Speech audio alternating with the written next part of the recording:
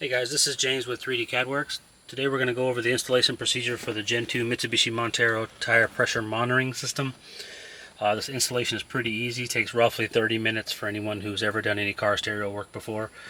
We designed the TPMS unit to be in the far right position here in the blank switch plate to the right of the steering wheel.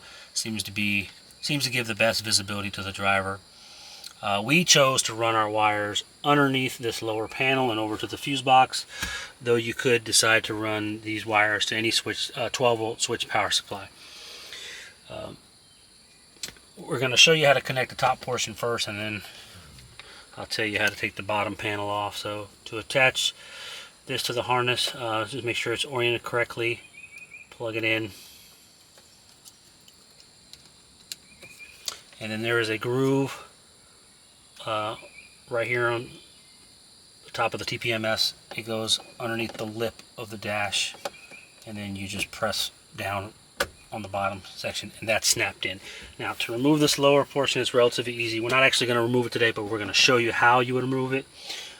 You have to take these two panels off. They're really easy. Just to take a small flat blade screwdriver, stick it under here, pop it up. Okay. Right here at the very top, you'll see a 10mm nut. Also another 10mm nut here. Those two have to come out. Far bottom right corner, you'll see a black Phillips head screw that needs to come out. Far bottom left corner, you see a black Phillips head screw that also needs to come out. Behind each one of these levers, the hood and the tank lever, there is a gold Phillips head screw that faces forward. Take that one out. Take that one out. Optionally, you can also take the levers completely off the console if you want. There's two gold screws going up this way and two gold screws going up that way. Once you remove all those screws, this entire console comes up. We ran our wire behind this console, above the HVAC. We zip tied it to the HVAC duct, and then we ran it over to the fuse box. We're going to cut over to the fuse box to show you how to complete the rest of the installation.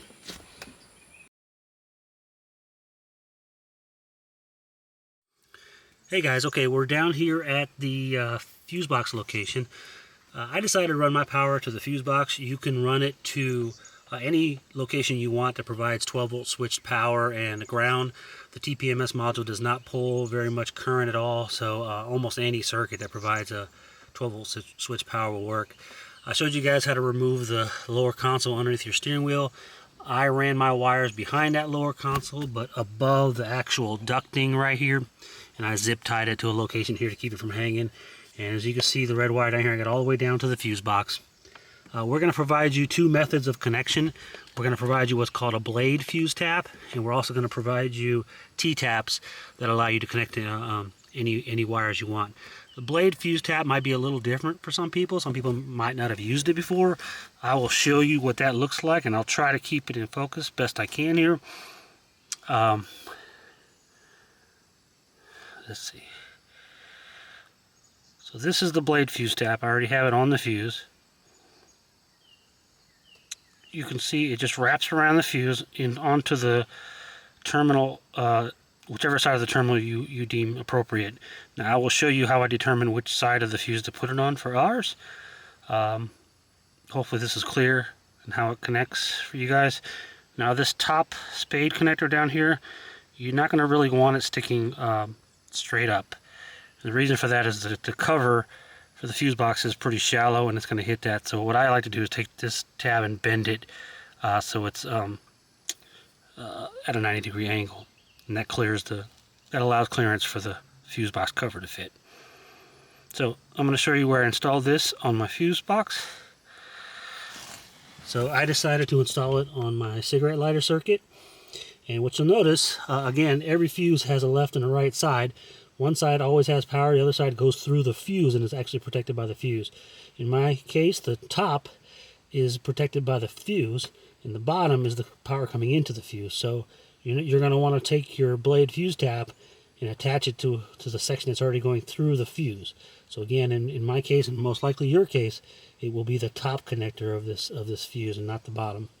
So in essence, we have a fuse protecting the power coming out of this terminal, and we also provide another inline fuse for you as well.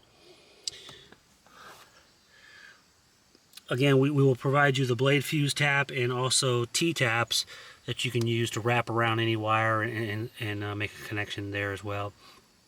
One thing about the TPMS we do want to mention is that the TPMS module does have audible alerts. It's not just a visual device.